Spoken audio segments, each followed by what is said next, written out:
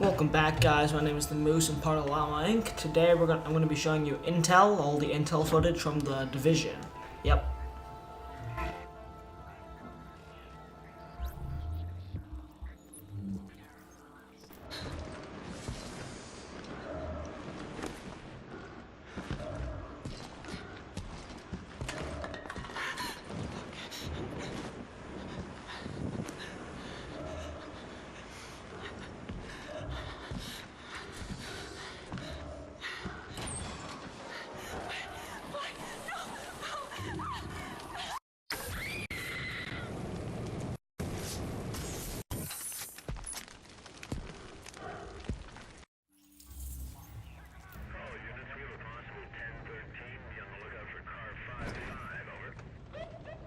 Is that it? Now let me call it in. Dispatch is car 2-4. We have visual on unit 5-5. Looks abandoned, over. Copy that, over. Mother Christ! Shit, they're behind us! Forget it, just go! Now, now!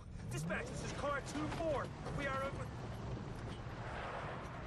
Car 2-4, what's going on out there? Dispatch, this is car 2-4. We gotta get back up.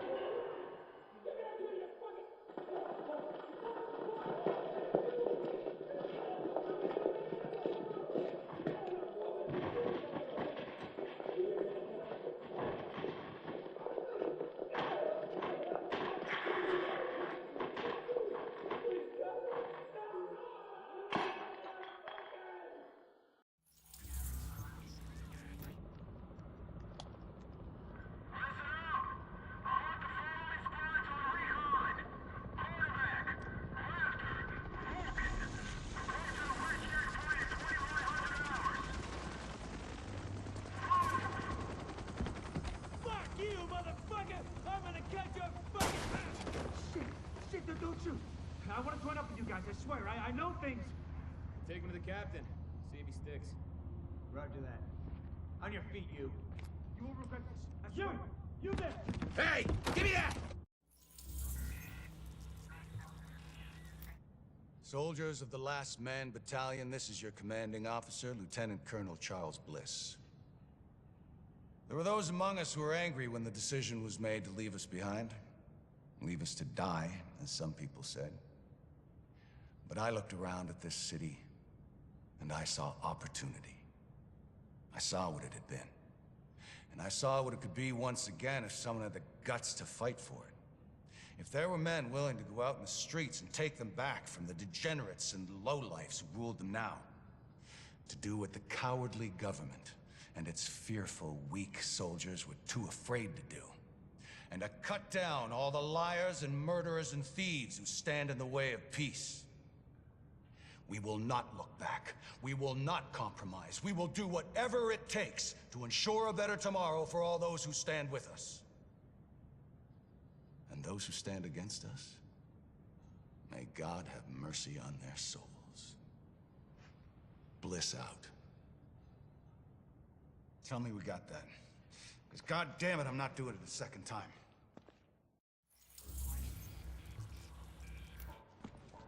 One cut. One cut's gonna make you bleed. But one cut don't kill you.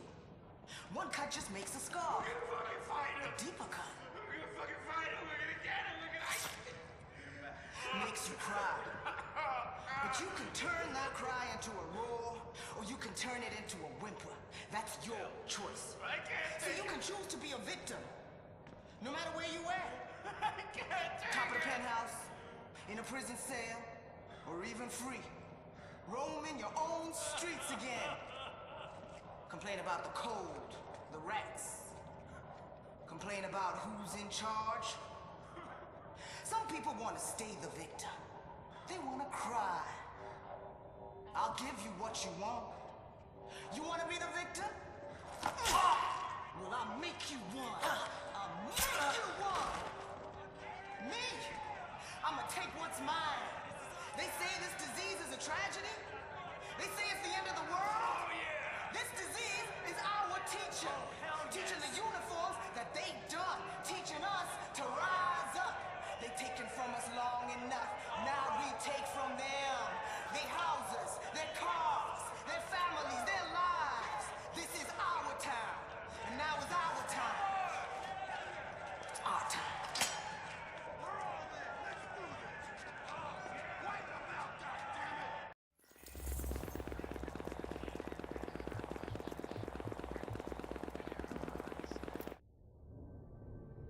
Samples of the original green poison pathogen, the ones we recovered off the currency used as a primary transmission vector, let us take a closer look at the virus's basic genome. What I found was clear evidence the bug had been manufactured. There's genetic material there from a half-dozen other pathogens, bolted onto smallpox to make a more efficient killing machine.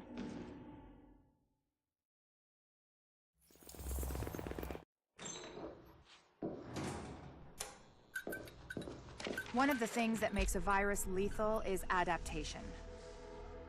Rapid mutation makes it harder for antibodies to identify and drugs to kill.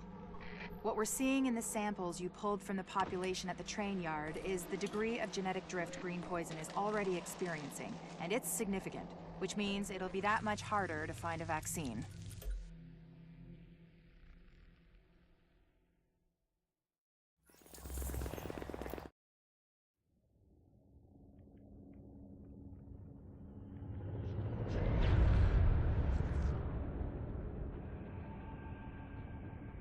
What you're looking at is the smallpox virus. It normally takes 1 to 2 weeks for it to incubate in a host, and it's not contagious while it's doing so. Looking at Amherst's notes, it's clear he wanted to change that, to make green poison infectious while it developed, and to speed up that incubation process to make it spread faster. In English, it's more contagious and it reproduces faster. And that's bad.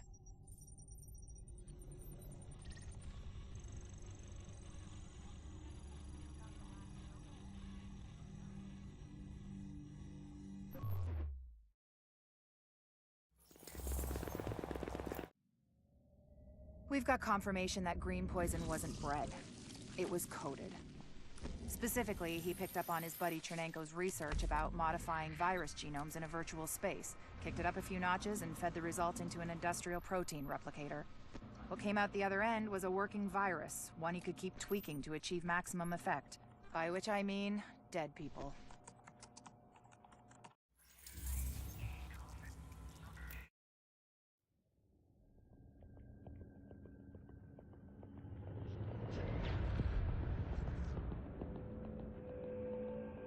What you're looking at is the smallpox virus, one of the deadliest pathogens on the planet. For centuries, it did a wonderful job of helping keep the human population in check. But times change, and sometimes Mother Nature needs a hand in improving her creations. Like, say, speeding them up a little bit, making them contagious when they should be quietly incubating in a host, or making them more lethal.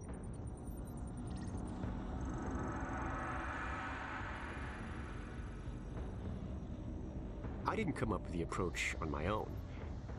My friend Vitaly is one of the pioneers in the field, and the idea has been around for years. Genome as data. You see, once we digitized DNA, we made it infinitely mutable. We could do 1,000 virtual variations in the time it used to take to grow a 1 lab-grade generation of pathogens. And we could pick the best, most lethal combinations and make them real. That's how you make a killer virus, you see. Mix in genetic code from other diseases, and you move the sliders all the way up on lethality and virulence. The goal was a 90% mortality rate. I'm not sure my green poison is going to quite hit that, but honestly, that's just details. As long as most of humanity goes, the Earth stands a fighting chance. Technically, technology is what's killing the planet. But that's not really the case. It's the greed that drives the technology. But a funny thing happened on the way to $100 genome maps and 3D printed plastic toys. Someone figured out those technologies could be repurposed, modified for the greater good. Me. Now, my virus is going to do what nature's always done. Decide who lives and who dies. And if nature decides I die, then I die. If nothing else, I'll have a lot of company. Natural selection at its finest, helped along by a little unnatural genetic manipulation. It's all data, really. Life's just a method of processing it. the same way I processed the smallpox genome on my laptop. And who's to say that wasn't the plan all along? If, by some miracle, you survive green poison, then nature's decided you deserve to live. The rest of us shouldn't and won't. Godspeed. I'll see you in hell.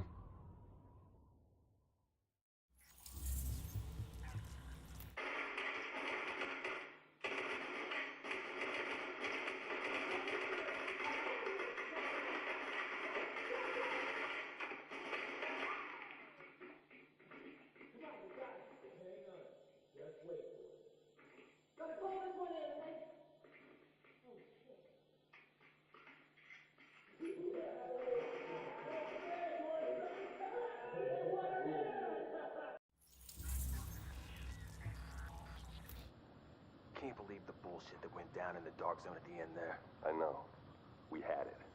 Everything I told them was dead on. They made us pull out anyway. And we left our dead behind. Yeah, we're not supposed to do that. Hang on a second.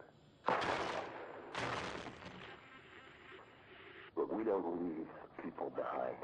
We're here to make sure this city doesn't get left behind. But the people we're working with, they're just fine with leaving all of us behind if it's convenient.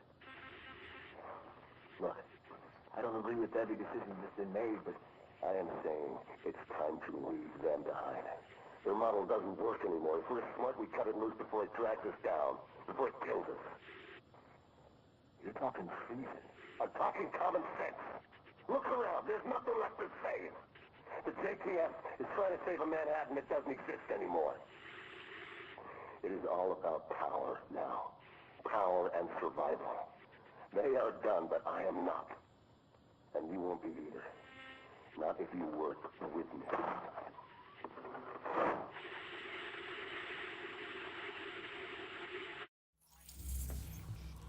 I think we need to modify the terms of our agreement.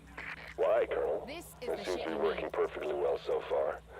You get the support of my people and their gear with field intel you couldn't dream of 6 weeks ago. I get a base of operations, a place on what's gonna be the winning side, and the occasional use of your manpower as needed. Not to mention the occasional surface-to-air missile. Or have you forgotten about that chopper in Brooklyn?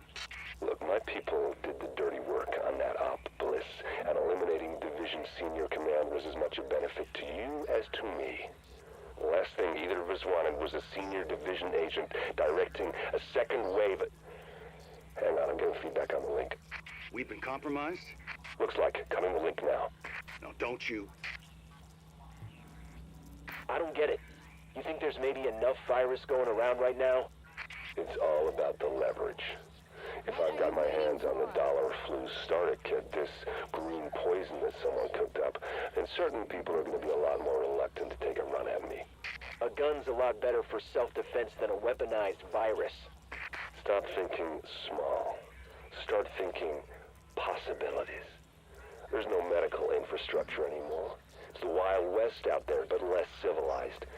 Being able to turn certain death loose at any time I want puts me in a powerful position.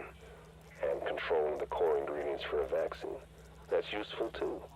So you might kill even more people. Who's gonna notice? It's not the killing, it's the threat of being able to kill.